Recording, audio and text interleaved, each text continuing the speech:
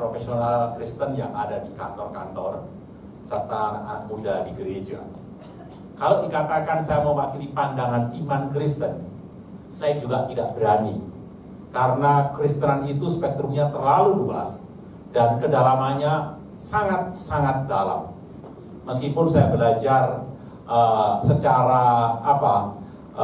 secara definitif di beberapa sekolah teologi, saya jauh dari mewadahi untuk disebut mewakili kekristenan itu sendiri. Jadi sekali lagi, apa yang saya paparkan di sini adalah merupakan pemahaman iman saya atas kebinekaan. Di mana pemahaman itu saya dapat melalui studi, olah pikir, belajar dari orang lain. Sedangkan perjumpaan saya ataupun pergulatan iman saya itu nggak pernah berhenti. Saya terus-menerus berdialog dengan iman saya, itu berjumpa dengan kepermasalahan hidup, ketemu komunitas dan lain sebagainya, dan itu tidak pernah berhenti. Makanya di dalam moto hidup saya begini, selalu ada tempat yang belum dan harus kukunjungi. Tempat itu namanya belajar. Meskipun umur saya 51, saya tetap harus belajar. Nah, sekarang kalau dipertanyakan di dalam diskusi kita, apa pandangan kekristenan terhadap kebinekaan? Sekali lagi, ini adalah pemahaman iman saya melalui studi, olah pikir, pengalaman hidup, pergulatan hidup saya. Nah, di situ sekali lagi, karena saya beragama Kristen, iman saya Kristen, tentu saya akan mengacu kepada teks-teks suci yang saya sendiri imani, yaitu dari Alkitab. Nah, Alkitab yang orang Kristen warisi dari tradisi Yahudi yang disebut Perjanjian Lama, juga ada Perjanjian Baru. Jadi sedikit juga nambah wawasan bagi teman-teman Muslim, adik-adik mahasiswa Muslim. Yang disebut Injil itu hanya 4, sisanya itu nggak bisa disebut Injil di dalam kategori definitif. Jadi Perjanjian Lama, Perjanjian Baru. Nah, dari teks Perjanjian Lama saya melihat misalnya contoh di Kejadian pasal yang ke-11, ayat pertama hingga ayatnya yang ke-9. Itu berbicara tentang menara Babel. Saat itu bangsa semakin banyak, penduduk bumi semakin banyak, dan saya meyakini tradisi Islam pun mempunyai tradisi yang sama, cerita yang sama seputar hal itu.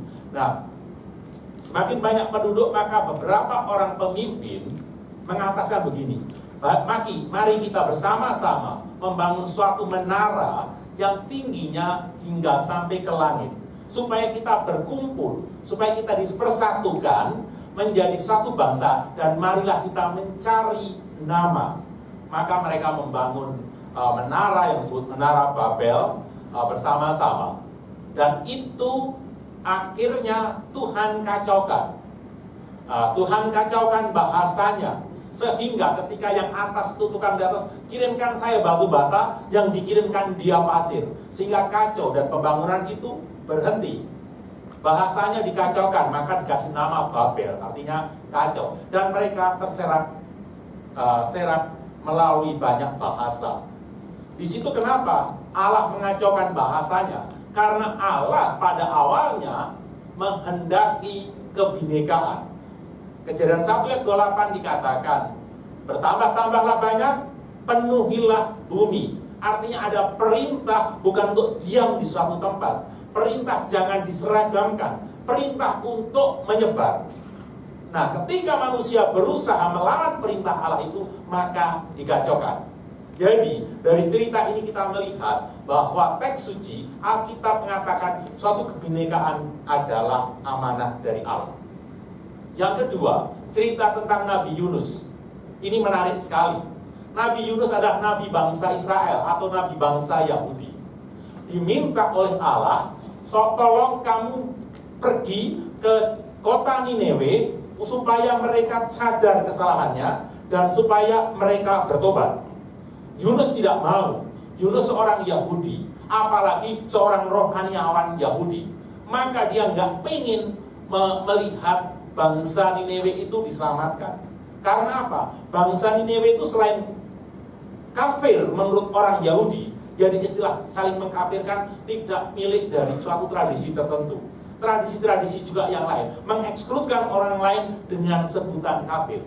Nah, ketika Yunus sang nabi tadi melihat bahwa si kafir itu mau diselamatkan oleh Allah, dia nggak mau, dia memberontak, apalagi tahu bahwa penduduk Nineveh itu selain kafir juga menindas, bahkan menumpahkan darah orang-orang Yahudi. Maka wajar kita mengerti, wajar kalau Yunus menolak perintah itu. Saking menolaknya, ketika Yunus diminta ke arah timur, dia pergi ke arah barat, bertolak belakang. Dan sampai satu saat, cerita di kitab suci mengatakan bahwa Yunus akhirnya naik ke perahu untuk menghindari itu. Di tengah perjalanan perahu itu terserang badai. Dan menariknya sekali, teks suci Alkitab mengatakan apa? Justru ketika terjadi kekacauan dilanda badai itu, si nahkoda kapal yang adalah seorang kafir menurut Yunus menyadarkan, mari kita berdoa. Kita tanya, adakah di antara kita yang bersalah kepada Allahnya? Artinya, si sang kafir tadi akan dipakai oleh Allah untuk menyadarkan Yunus. Dan akhirnya Yunus dikasih tahu, ya saya yang salah. Dan akhirnya Yunus mau dibuang ke laut.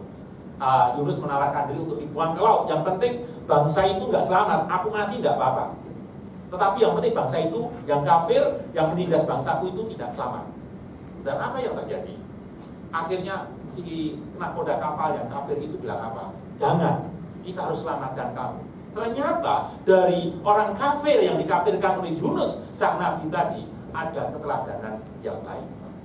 Dan menarik sekali, setelah itu terjadi, akhirnya Yunus dilempar ke laut.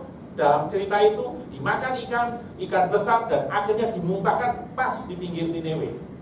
Dan Nineveh masih marah dia. Karena panas luar biasa, mendadak karena kehendak Allah, ceritanya demikian, keluarlah pohon jarak. Pohon jarak itu tingginya melampaui Yunus, dan pohon jarak itu melindungi Yunus dari sengatan matahari. Karena kehendak Allah juga, pohon jarak yang tumbuh dalam satu malam itu dimakan ulat dan mati dalam sehari. Yunus marah karena pohon jarak tadi. Tuhan tanya, kenapa Yunus kamu marah? Karena pohon jarak itu kan? Ya, sepantasnya aku marah karena pohon jarak itu, kata Nabi Yunus. Dan Tuhan bilang, kalau pohon jarak yang tidak kamu tanam dan yang tidak kamu tumbuhkan, kamu sudah marah, apalagi bangsa Nineveh, bangsa besar, bangsa ciptaanku, yang meskipun kamu menganggapnya sebagai kafir. Sekali lagi, Allah mengharapkan bahwa pluralitas itu suatu keniscayaan.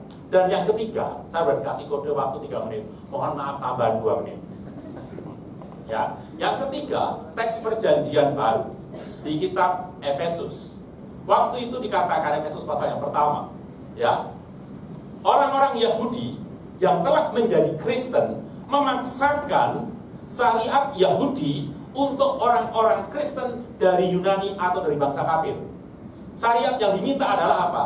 Sunat, sabat, dan kasrut.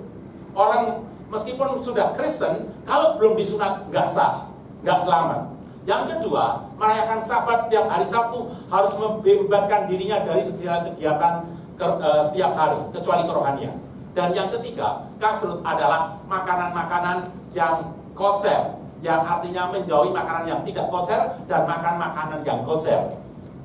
Seperti boleh disejajarkan seperti halal yang dimiliki oleh umat muslim. Nah, dari situ orang memaksa, dan Paulus mengatakan Kristus telah mendamaikan, membuat yang kamu jauh menjadi dekat.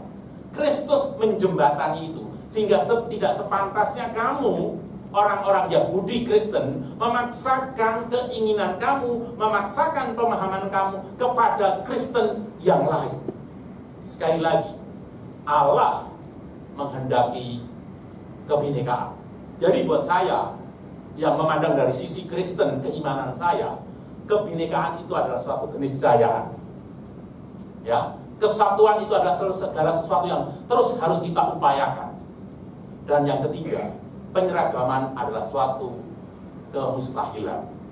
Jadi, kebinekaan adalah keniscayaan, kesatuan adalah sesuatu yang kita upayakan, dan penyeragaman apapun itu bentuknya adalah suatu kemustahilan. Terima kasih.